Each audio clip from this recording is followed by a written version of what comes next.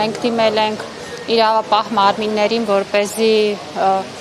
որոշակի տեղեկատվություն ստանանք, որտեղ ահազանգեր էինք ստանում, որ հատուկ գործողության ժամանակ երեխաների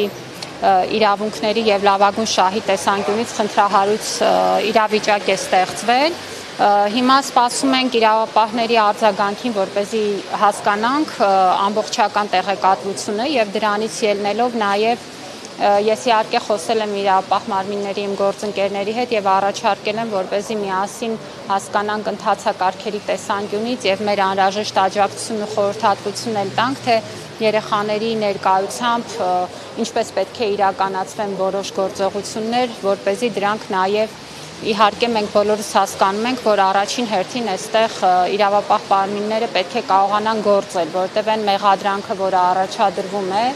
չափազանց լուրջ է եւ մենք պետք է նաեւ ինքներս ամեն կերպ աջակցենք, որպեսզի մեր դպրոցներում բոլոր նման խնդիրները բացահայտվեն ու ինքներս էլ հասկանում ենք, որ իրականում մարդիկ գրեթե չեն խոսում նման խնդիրներից,